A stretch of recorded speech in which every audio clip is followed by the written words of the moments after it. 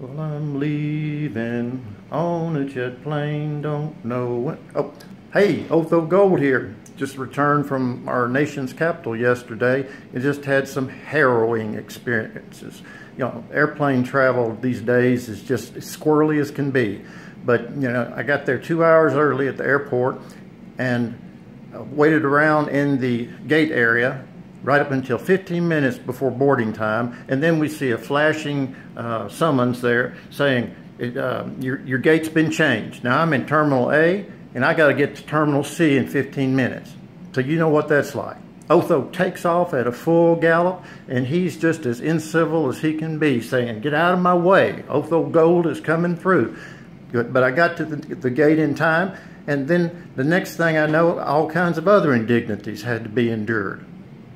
Now, I'm an aisle man because I like to free range, you know, get up, socialize all around, talk to the flight attendants, go to the bathroom. I don't like having to ask people if I can get up, you know, because everyone's got to get up, move out in the aisle, then you get up if you're sitting in the center or by the window. I like the aisle seat.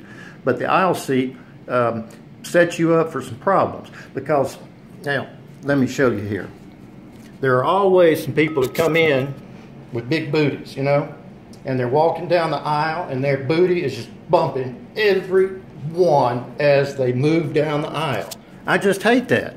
You know, I recoil in horror sometimes. I'm about foot away from these people, but some people have got massive booties, you know, and they're going to bump you regardless of how far away you get from them.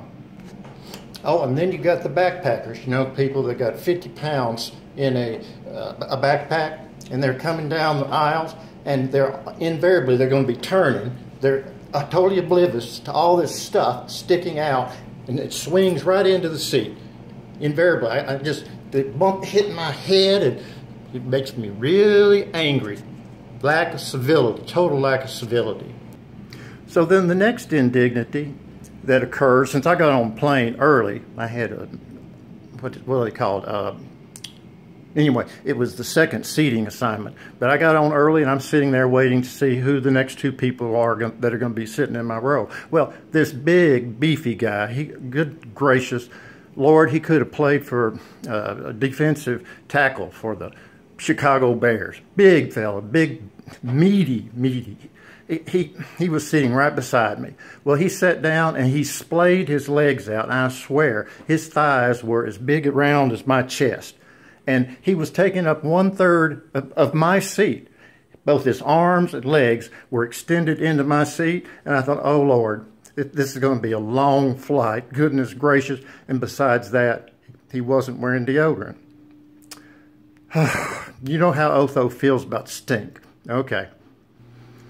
Oh, and it got even dicier because there's a baby in a mother's arms right in front of me, and there's a kid who's about 4 or 5 sitting right behind me.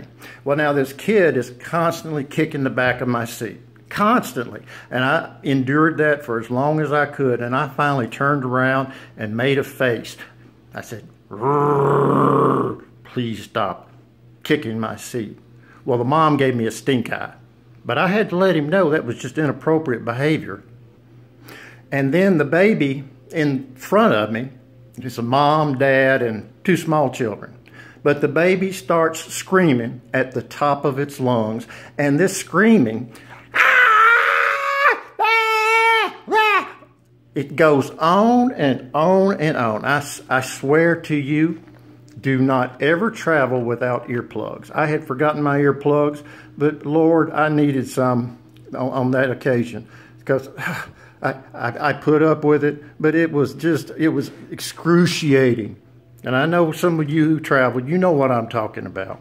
All right, well, enough about my travel experiences, but I just wanted to end by saying air travel just ain't what it used to be. Y'all be good.